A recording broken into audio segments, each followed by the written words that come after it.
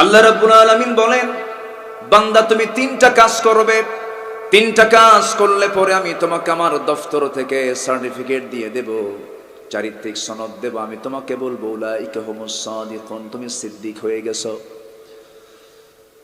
Number 1 হলো ঈমানটা পরিপূর্ণরূপে আনতে হবে। আল্লাহকে মানতে হবে, রাসূলকে মানতে হবে। রাসূলকে মানলাম, আল্লাহকে মানলাম না, হবে না। আল্লাহকে মানলাম, রাসূলকে মানলাম না, হবে না। আল্লাহকে ভালোবাসলাম, রাসূলকে ভালোবাসলাম না, হবে না। আবার শুধু ভালোবাসলাম তাও হবে না, আনুগত্য থাকতে হবে। রাসূলকে ভালোবাসার মতো কিন্তু কাফেররাও ছিল। রাসূলকে কিন্তু আবু তালেব ভালোবাসতেন, কিন্তু ভালোবাসলে কি হবে তার মধ্যে কোনো আনুগত্য ছিল না। কিন্তু খাদিজার যে ভালোবাসা নবীর প্রতি দেখিয়েছেন, সেই ভালোবাসার মধ্যে আনুগত্যও ছিল, ভালোবাসাও ছিল। রাসূলকে আমরা ভালোবাসবো আনুগত্যহীন না আনুগত্য সহ? আনুগত্য সহ রাসূলকে আমরা ভালোবাসবো, এটার নাম ঈমান। এক নম্বর হলো আমানু বিল্লাহি ওয়া রাসূলি, ঈমান যারা আনবে আল্লাহর উপরে, নবীর উপরে, রাসূলকে জীবনের চাইতে বেশি ভালোবাসতে হবে, রাসূলকে জীবনের চাইতে বেশি মুহাব্বত করতে হবে। সাহাবায়ে কেরামদের সম্মান, সাহাবায়ে কেরামদের যে মর্যাদা আল্লাহ তাআলা বাড়িয়ে দিয়েছেন, তাদের মধ্যে এক নম্বর সবচেয়ে বড় গুণ ছিল তারা জীবনের চাইতে রাসূলকে সবচেয়ে বেশি ভালোবেসেছে। তাদের দামটা কেন বেশি হয়েছে? তারাও নামাজ পড়েছেন, তারাও রোজা রেখেছেন, কিন্তু তাদের সবচেয়ে বড় গুণগত দিকটা ছিল তারা রাসূলকে যে পরিমাণ আনুগত্য করেছেন, আল্লাহর যে পরিমাণ তারা আনুগত্য করেছেন, ভালোবাসা প্রকাশ করেছেন, এমনটা পৃথিবীর কিয়ামত পর্যন্ত কোনো মানুষ তা করতে পারবে না। সাহাবীদের মর্যাদা কেন বেশি হবে না? কেন বেশি হবে না? আমার আল্লাহ তাআলা তাদের প্রতি রাজি হয়েছেন, তাদের প্রতি সন্তুষ্ট হয়েছেন। তাদের ঈমানের মধ্যে কোনো গলদ ছিল না, কোনো গ্যাপ ছিল না, কোনো শিরকের কোনো গন্ধ ছিল না। রাসূলকে তারা কি পরিমাণ ভালোবেসেছেন! আমার নবীর সাহাবীদের মধ্যে সবচাইতে বেশি আমার নবীর কাছের সাহাবী ছিলেন তিনি কে বলেন তো? বলেন তিনি কে? আবু বকর। আমার নবীর সামনে একটা আয়াত নাযিল হলো, সে আয়াতটা হলো সবচেয়ে আনন্দের একটা আয়াত, সুন্দর একটা ফলাফল আমার আল্লাহ তার রাসূলকে উপহার দিলেন। সে আয়াত নাযিলের মধ্য দিয়ে আল্লাহ রাব্বুল আলামিন বললেন, আল ইয়াউমা আকমালতু লাকুম দীনাকুম ওয়া আতমামতু আলাইকুম নি'মাতি ওয়া রাদিতু লাকুমুল ইসলাম দীনা। এই আয়াত যখন নাযিল হলো, তোমাদের প্রতি আমি আল্লাহ রাজি হয়ে গেছি, দিনকে পরিপূর্ণ করে দিয়েছি, আমি আল্লাহ রাজি হয়ে গেছে। এই আয়াত যখন নাযিল হলো, সাহাবায়ে কেরামদের মধ্যে আনন্দের বন্যা বয়ে যাচ্ছে, সবাই খুশি, সবাই আনন্দিত, হাসতেছেন, আনন্দ প্রকাশ করছেন। কিন্তু আমার নবী যে লক্ষ্য করে দেখেন, তার বাল্য জীবনের বন্ধু সাইয়েদনা আবু বকর সিদ্দিক রাদিয়াল্লাহু তাআলা আনহু তিনি তার সামনে নাই।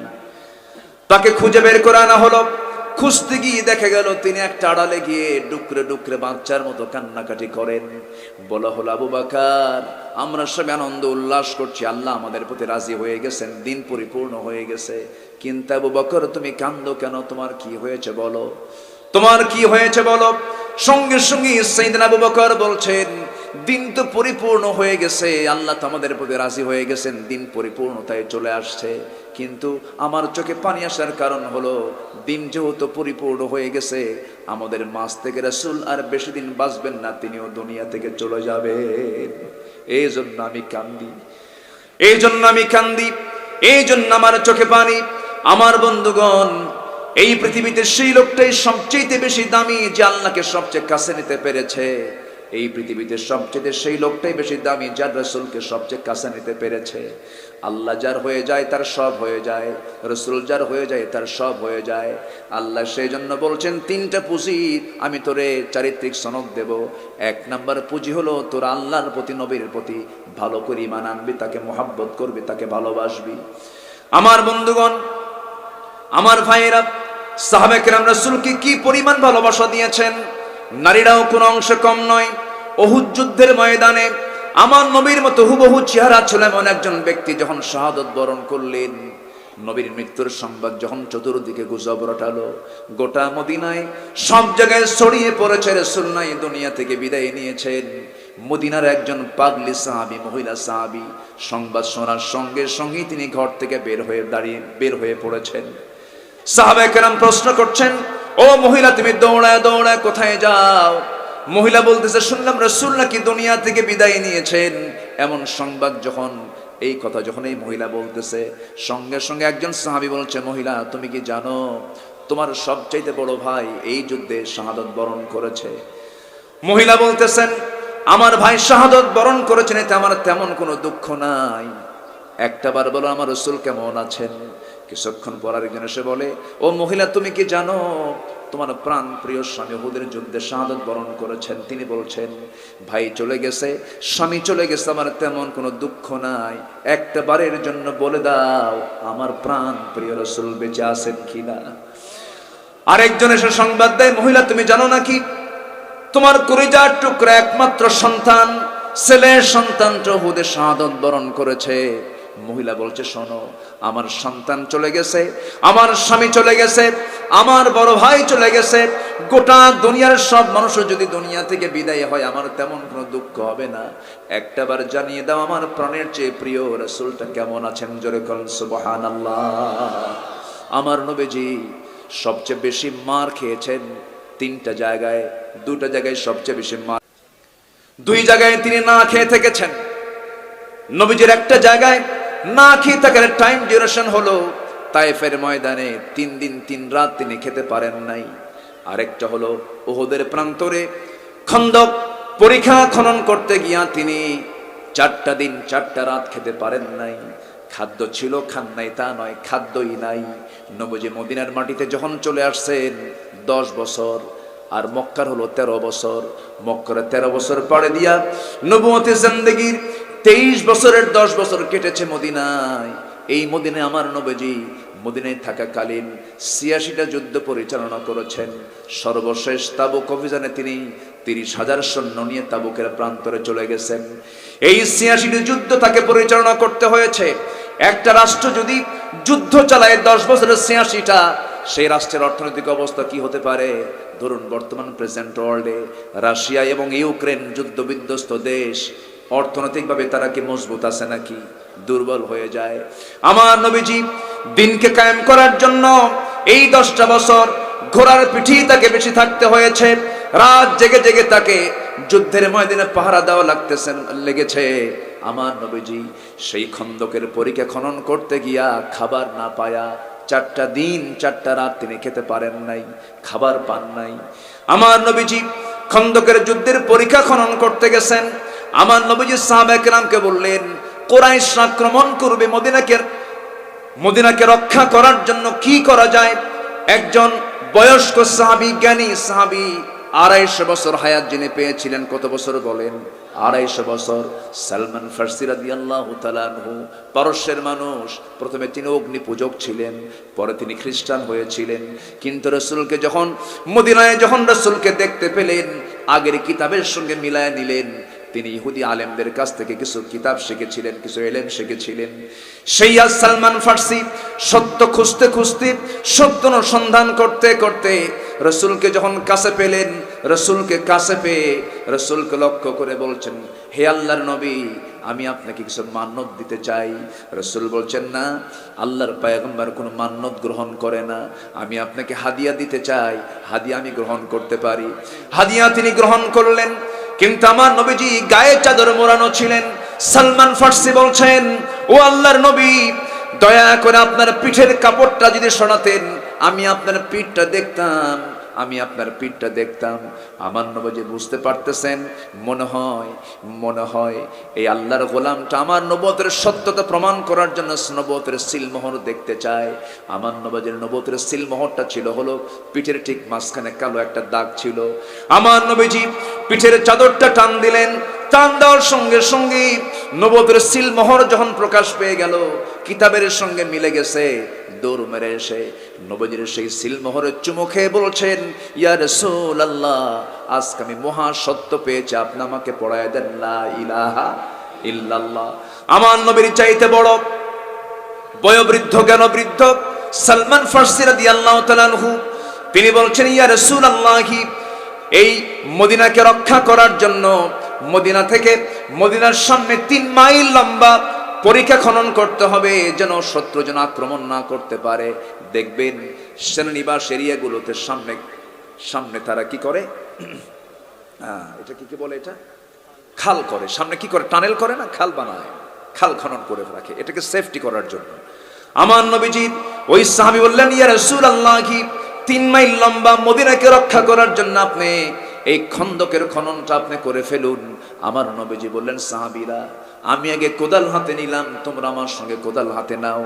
কোদাল হাতে নিয়ে আমার নবীজি প্রথম কোদাল মারা শুরু করলেন। কোদাল মারতে মারতে 3টা দিন 4টা দিন চলে গেছে, আমার নবীর পেটে কোনো খাবার যায় নাই। ওই যে খন্দকের পরিখা খনন করতে গিয়া আমার নবীজির ওই যে কোমরটা কুঁজো হয়ে গেছে, মৃত্যুর দিন পর্যন্ত আমার নবীজি কোমর সোজা করে আর দাঁড়াতে পারেন নাই, কোমর চলে গেছে খন্দকে।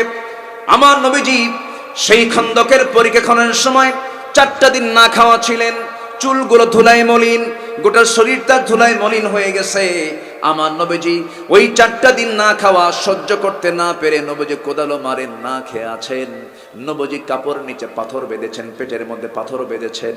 এই পাথর বাঁধাটার দৃশ্য সব সাহাবীর চোখে পড়ে নাই, কিন্তু একজন সাহাবীর চোখে পড়েছে। রাসূল তাকে খুব মহব্বত করতেন, তিনিও তাকে খুব মহব্বত করতেন। সেই সাহাবীর নাম হলো জাবির রাদিয়াল্লাহু তাআলা আনহু। সাইয়েদনা জাবির রাসূলকে দেখে যখন দেখলেন রাসূল প্রচন্ড ক্ষুধার্ত, পেটে পাথর বেঁধেছেন, সব সাহাবীর চোখে পড়ে নাই, দেরি করলেন না, চোখের পানি আটকাতে পারলেন না, দৌড় মেরে বাড়িতে চলে গেলেন। বাড়িতে গিয়ে বলছেন, বউ আমার শোনো, ছোট্ট একটা ছাগল তো আমাদের আছে, ছাগলটা জব করো, রাসূলকে দাওয়াত দিয়ে খাওয়াবো। রাসূল 4টা দিন যাবত না খাওয়া, পেটের মধ্যে তার পাথর বাঁধা দেখেছে, কেউ তার এই অবস্থা দেখে নাই। সঙ্গে সঙ্গে স্ত্রী বলছেন, স্বামী আমার, ছোট্ট ছাগি 4-5 কেজি ওজন হবে, এই ছাগিটা যে জব করব সবাইকে খাওয়ানো যাবে না, আপনি শুধু রাসূলকে কানে কানে বলে আসবেন, আপনি আস্তে করে নিয়ে আসবেন, তাকে খাওয়ায় দেব। এবার জাবির রাদিয়াল্লাহু আনহু রাসূলের সামনে গিয়ে কেঁদে কেঁদে বলছে, হুজুর আপনার পেটে পাথর বেঁধেছেন, আমি কিন্তু দেখে ফেলেছি, কেউ তো দেখে নাই, আপনার বড় কষ্ট হচ্ছে। হুজুর আমার বাড়িতে ছোট্ট একটা ছাগি আছে, আমি জব করে রেখে এসেছি, আমার বউ রান্না বান্না করছেন, চলেন আমি যাই, চলেন আমরা দুজন চলে যাই। আমার নবীজি মুস্কি একটা হাসি মারলেন। কোদাল খনন করছিলেন, পরিখা খনন করছিলেন, সেই জায়গা থেকে দাঁড়ায় গেলেন, সব সাহাবীকে লক্ষ্য করে বলছেন, ও সাহাবীরা, ও সাহাবীরা, জাবির দাওয়াত দিয়েছে, জাবির দাওয়াত দিয়েছে, চলো আমরা সবাই জাবিরের বাড়িতে চলে যাই। আল্লাহু আকবার বলবেন না? ছাগলটার ওজন কয় কেজি? এদিকে 600 সাহাবীর রাসূল দাওয়াত দিয়ে ফেলছে। আমার নবীজি এই কথা যখন বলে ফেললেন, জাবির রাদিয়াল্লাহু তাআলা টেনশনে পড়ে গেলেন, কি করব, কেমন করে মেহমানদারি করব। সব সাহাবী সহ রাসূল চলে গেছেন। জাবির রাদিয়াল্লাহু আনহু ঘরের মধ্যে ঢুকে গিয়ে বলছেন, আমার স্ত্রী কাম তো সারা। সব সাহাবী চলে আসছে। আমি না বলছিলাম কানে কানে বলবেন, কানে কানে ঠিকই বলছে, কিন্তু রাসূল সবাইকে দাওয়াত দিয়েছেন, এখন কি করা যায়। আমার নবীজি জাবিরের চেহারা দেখি বলেন, জাবির কি টেনশন করো, টেনশন করো না, আল্লাহু ইয়ারযুকু মান ইয়াশাউ বিগাইরি হিসাব, কোনো টেনশন নাই। শুধু বলে দেই, যেই পাতিলে রান্না বান্না করেছে সেই পাতিল থেকে সেই গোশতগুলো কোনো জায়গায় রেখো না, ওখান থেকে খুলো না, উপরের হাঁড়িটা ঢেকে রাখো। যেই জায়গায় তুমি রুটিগুলো রেখে দিয়েছো ঢাকা অবস্থায় রাখো। বন্টনের দায়িত্ব আমি কাউকে দেব না, আমি রাসূল নিজে ছাগল আর গোশতগুলো আর রুটিগুলো আমি নিজের হাতে বন্টন করব। জোরে কোন সুবহানাল্লাহ। আমার নবীজি দেখেন, বিশ্বনবী কাকে বলে, একা একা খেতে চাও দরজা বন্ধ করে খাও তা নয়। আমার নবীজি সারা জীবন কখনো একা খান নাই, এমনকি বাড়ির বউ পর্যন্ত, আম্মা জান আয়েশা পর্যন্ত বলেন, রাসূলকে আমি কখনো নিজের জীবনে দেখি নাই রাসূল আগে খেয়েছেন, আগে তিনি কখনো খান নাই।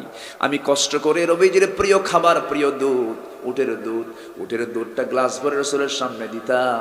রাসূল মুস্কি হাসি মেরে বলতেন, আয়েশা কত কাজ তুমি আমার ঘরের মধ্যে করে দাও, রান্না বান্না করো, কত কষ্ট করো, তুমি আগে খাও, হুজুর না আপনি আগে খান না, আমি খাবো না। আমি রাসূলকে আগে খাওয়াতে পারি নাই।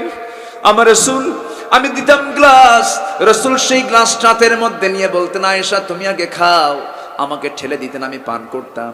একটু দুধ রেখে দিলে পরে আমি রাসূলকে লক্ষ্য করে দেখতাম, রাসূল আমার ঠোঁটের দিকে তাকাতেন, আমার ঠোঁটটা আমি গ্লাসের কোন কোনায় লাগিয়েছি। আমার নবীজি গ্লাসটা যখন আমি তার হাতে দিতাম, আমি যে দিক দিয়ে ঠোঁট লাগাতাম, আমার রাসূল সেই দিক দিয়ে ঠোঁট লাগায় বাকি দুধটা তিনি পান করতেন। জোরে করেন সুবহানাল্লাহ। আমার ভাইয়ের রাসূল কি ছিলেন না, সবকিছুর তিনি মডেল ছিলেন। রাসূলুল্লাহর সিরাত নিয়ে বলার সময় আজকে আমার নাই।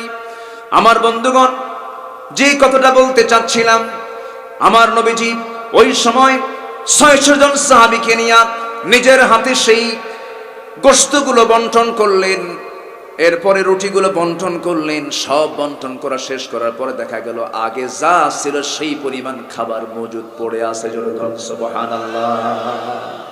বরকত দেওয়ার মালিককে, আসতে বলবেন না, বরকত দেওয়ার মালিককে। জাবিরের সঙ্গে এত গভীর সম্পর্ক হওয়ার মূল কারণ হলো রাসূলকে সবচেয়ে বেশি লক্ষ্য করেছেন কে বলেন? জাবির রাদিয়াল্লাহু তাআলা। কেউ দেখে নাই, কিন্তু নবীর পেটে পাথর জাবির দেখেছে। আমার ভাইয়েরা, জাবির রাদিয়াল্লাহু বাবার ঋণ শোধ না করি বাপ মারা গেছেন। সব ঋণদাতারা এসে বলতেছে, ও জাবির তোমার বাবার ঋণ শোধ করো। দৌড় মেরে এসে বলছে, হুজুর আমার বাবার ঋণ আমি শোধ করবো কেমনে? একটা খেজুর বাগান, তা তো শোধ হবে না। রাসূল বললেন, চলো খেজুর বাগান আমাকে নিয়ে চলো। রাসূল শুধু একদিক দিয়ে ঢুকলেন, আরেক দিক দিয়ে বের হলেন। এত পরিমাণ খেজুর ধরলো, সেই খেজুরগুলো পেড়ে নিয়ে সমস্ত ঋণ শোধ হওয়ার পর খেজুর মজুদ থেকেই গেল। জোরে বলুন সুবহানাল্লাহ। আমার নবীজি মদিনার দিকে ফিরে আসতেছেন, সবাই উটের পিঠে চড়া, আমার নবী উটের পিঠে চড়া।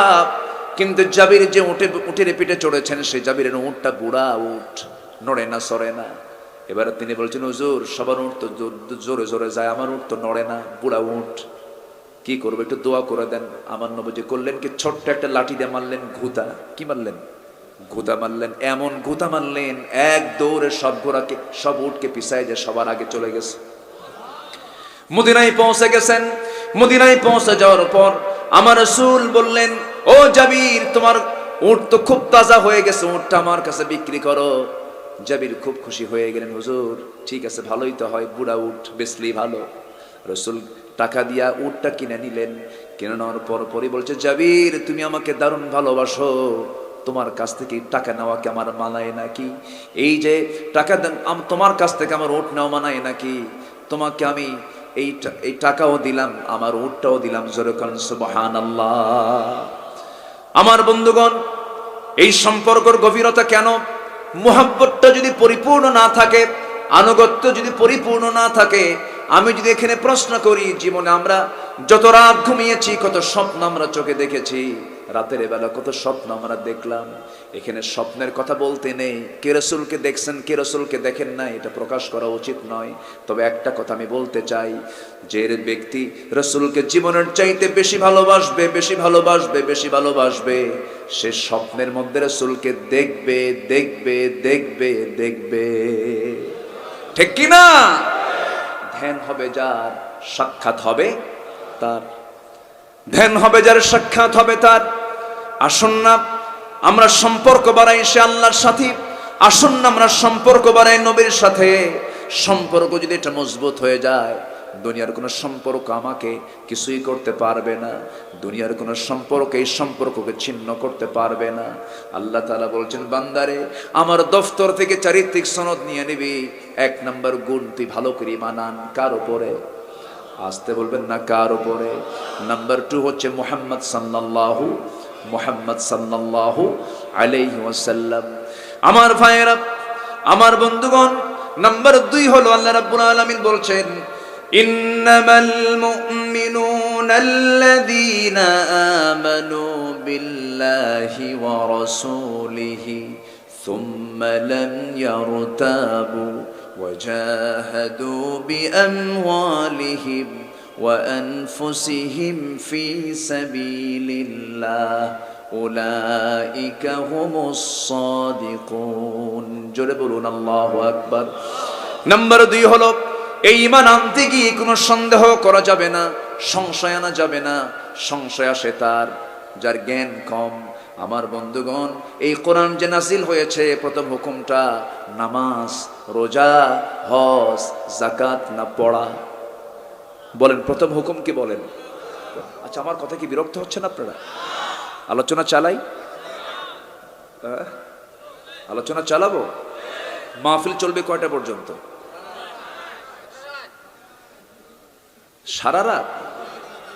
এই কি জানাজা সহ করবেন নাকি আপনারা? ও তাই, মাশাআল্লাহ। আমি কতক্ষণ আছি বলেন সেটা। আচ্ছা জি, আলোচনা চলুক, আলোচনা চলুক, হুজুর মরুক। গতকালকে ছিলাম তামাবিল, জাফলং, সিলেট, আজকে গাজীপুর, আগামীকাল বেশি দূর না, মাত্র দিনাজপুর।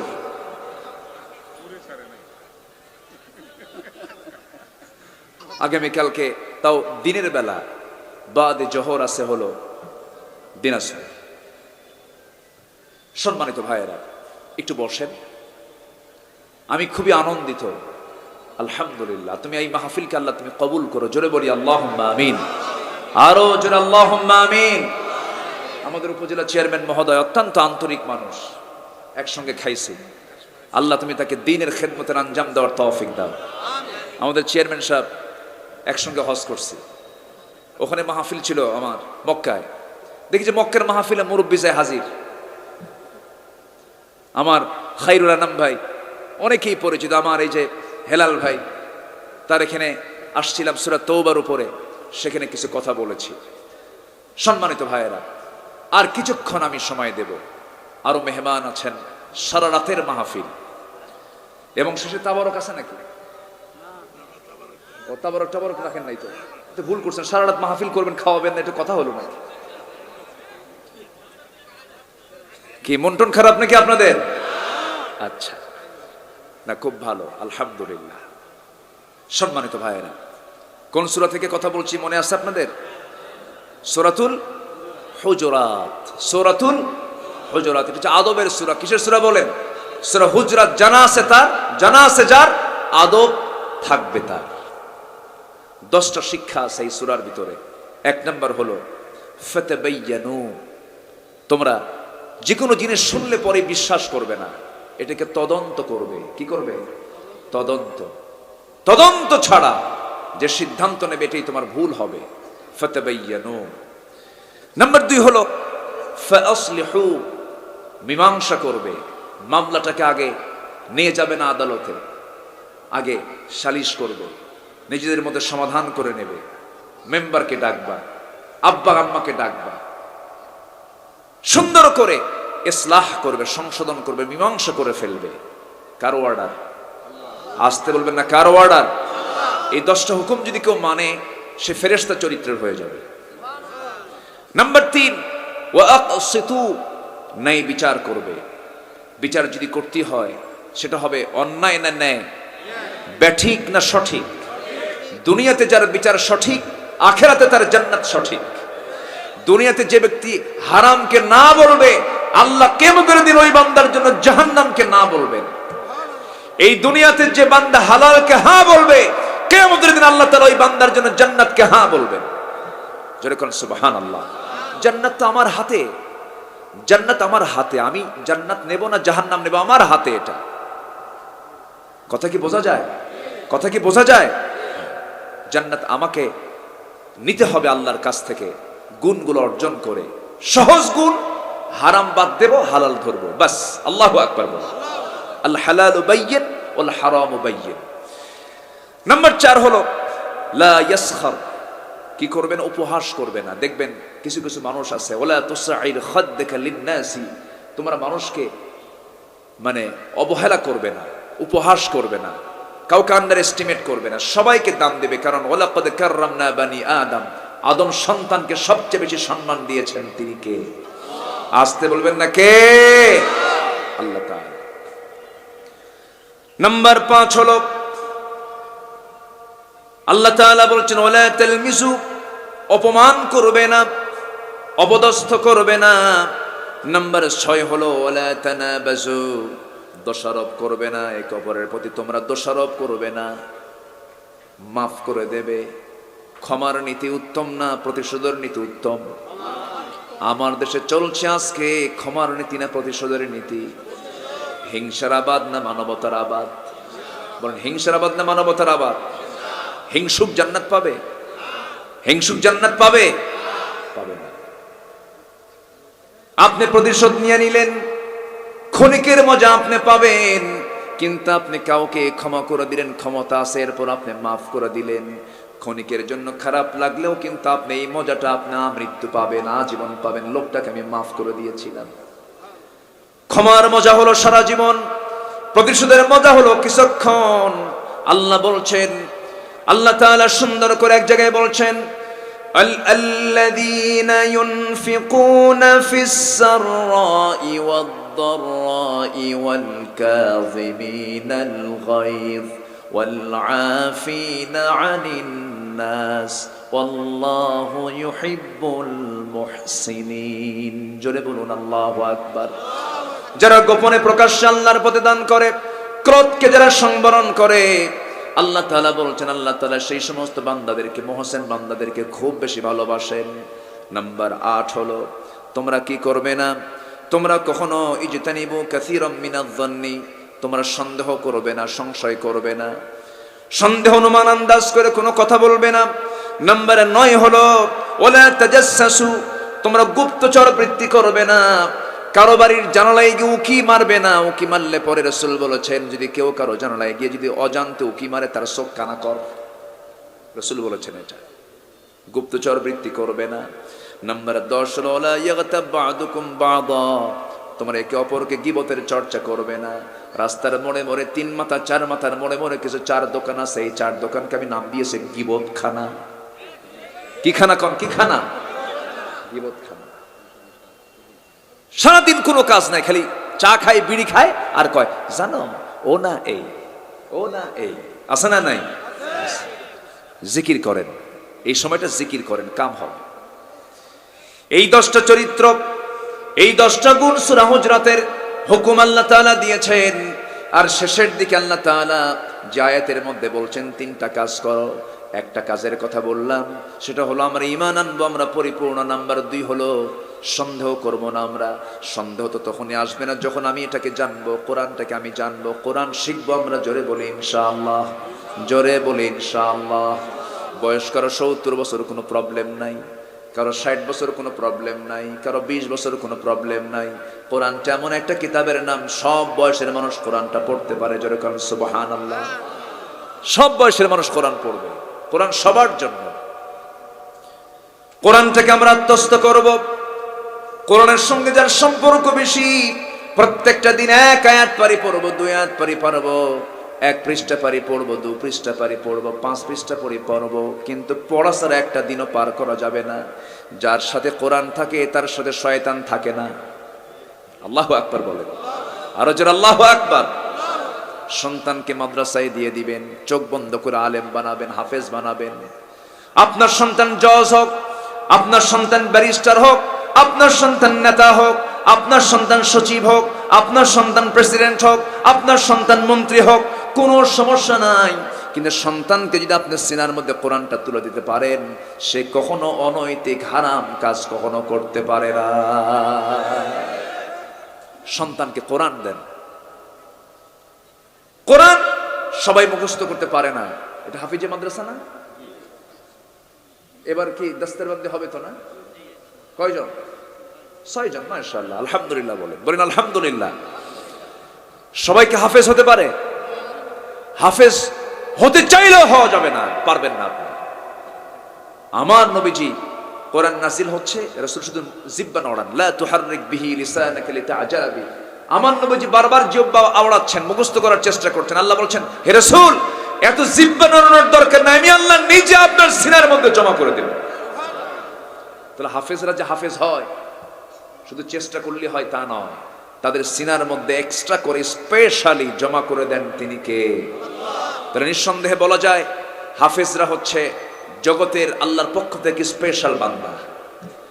আসতে কোন কেন? আসতে কোন কেন? তাহলে এই মাদ্রাসা শুধু কি নরমাল না মাদ্রাসা, না স্পেশাল মাদ্রাসা? এই শিক্ষালয়, এই শিক্ষা প্রতিষ্ঠান কি নরমাল না স্পেশাল? স্পেশাল। চোখ বন্ধ করে দিবেন, আদব শিখবে, আখলাক শিখবে। আপনি মাদ্রাসায় ঢুকবেন, দেখেন ছাত্ররা আপনার জুতাটা সুন্দর করে গোছায় রাখবে। উজু করবেন, বদনা গায়ে দেবে। উজু শেষ হবে, কি বলে, গামছা টাওয়েল হাজির হয়ে যাবে। নামাজে দাঁড়াবেন, যায় নামাজ হাজির হয়ে যাবে। যতক্ষণ আপনি বসতে না বলবেন দাঁড়ায় থাকবে। এই আদবগুলো মাদ্রাসায় শিখবে। ওই সন্তানটা আপনার পাশে দাঁড়িয়ে ঘন্টার পরে ঘন্টা, দিনের পর দিন আপনার খেদমত করা শিখবে। ভাবতেছেন বাড়ি ধারায় শান্তি আছে, ডিওএইচএস এ শান্তি আছে। গত 2 বছর আগে এক অভিনেতার শ্বশুর ধানমন্ডির নিজস্ব বাড়িতে রাত 2টার দিকে ফেসবুক লাইভে এসে কি বলে, লাইসেন্সওয়ালা পিস্তল মাথায় ঠাকায়া বলল, আমার বউ আছে, আমার ছেলে আছে, মেয়ে আছে, জামাই আছে, সব আমার সঙ্গে প্রতারণা করছে, আমি মরলাম। সে সুইসাইড করে মারা গেল। সবই ছিল তার, অর্থ ছিল, বিত্ত ছিল, সন্তান ছিল, বাবা ছিল, সুখ ছিল না, তার মধ্যে ইসলাম ছিল না। এই জন্য সন্তানদেরকে দিন শেখায় নাই, এই জন্যই তার করুণ পরিণত হয়েছে। এই জন্য চোখ বন্ধ করে যারা মাহফিল আসছেন, সন্তানকে আগে দ্বীনি শিক্ষা দেন। আজকে সমাজের অধপতনের মূল কারণ হলো জাতিকে চক্রান্ত করে প্রকৃত কোরআনের শিক্ষা থেকে বঞ্চিত করা হচ্ছে, ঠিক কিনা? ইসকনের কোনো কার্যক্রম ইসলাম বিদ্বেষী হলে আমরা তা মানব না, ঠিক কিনা? আমরা তা মানব না। সুদূর গভীর ষড়যন্ত্র চলছে, ব্রিটিশ তারাইছি, কিন্তু ইহুদি খ্রিস্টানদের ষড়যন্ত্র বাংলার জমিনকে নিয়ে আজও আছে না নাই? আজও আছে না নাই? গোটা পৃথিবীর দ্বিতীয় বৃহত্তম মুসলিম জনপদ বাংলাদেশ। বাংলাদেশের মানুষ বাংলাদেশ নিয়ে চিন্তা না করলেও মুসলমানের যারা শত্রু তাদের চিন্তা ঠিকই আছে। 18 কোটি মুসলমান এই দেশে বসবাস করে। আরবের গালফ যে 6টা দেশ, এই 6টা দেশেও এত মুসলমান নয় যা আমার দেশে আছে। ভারতবর্ষে 50 কোটি মুসলমান, 200 কোটি মুসলমানের 70 কোটি মুসলমান শুধু বাংলাদেশে আর ভারতে আর পাকিস্তান মিলে প্রায় 90 কোটি। আল্লাহু আকবার বলেন। এটার দিকে ইহুদি খ্রিস্টানদের নজর আছে না নাই? আসতে বলবেন না, আছে না নাই? সেই নজরকে মোকাবেলা করার জন্য, সেই শত্রুকে মোকাবেলা করার জন্য আগে নৈতিক শক্তি অর্জন করতে হবে। আর সেই নৈতিক শক্তির জন্য দরকার কিসের শিক্ষা? কোরআন।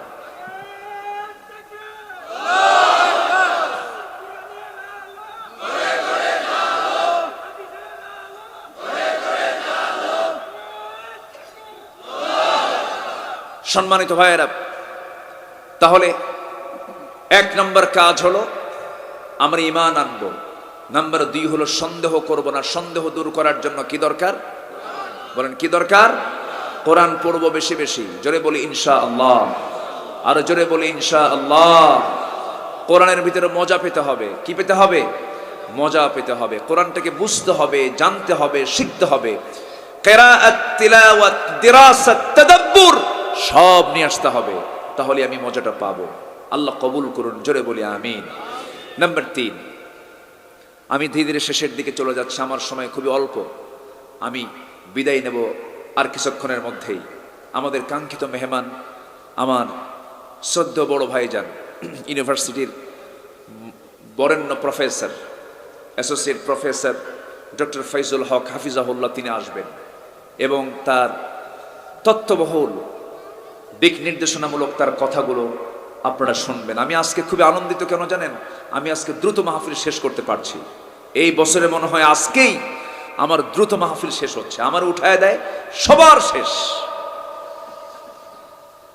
সবার শেষ, কিন্তু আজকে আমি খুবই আনন্দিত, আলহামদুলিল্লাহ। সম্মানিত ভাইয়েরা, তাহলে নাম্বার 3 আমরা শিখে নেই। নাম্বার 3 হচ্ছে ওয়াজাহাদু বিআমওয়ালিহিম ওয়া আনফুসিহিম ফি সাবিলিল্লাহ।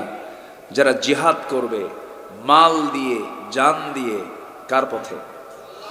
আসতে বলবেন না কার পথে? আসতে বলবেন না কার পথে? আল্লাহর পথে। এই হুকুমটা কার? এই হুকুম কে দিয়েছেন?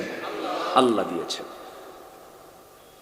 আমার বন্ধুগণ, অনেক নামাজি আছে, আমার নবীর যুগেও ছিল, নামাজ পড়তো, কপাল কালো হয়েছিল, নবীর পিছনে ইক্তেদা করত, নামাজও পড়তো, নবীর বয়ানগুলো শুনতো, কিন্তু নবীজি সঙ্গে এত গভীর সম্পর্কের বাহ্যিক পরিচয় থাকার পরেও রাসূল তাদেরকে চিনতে পারেন নাই।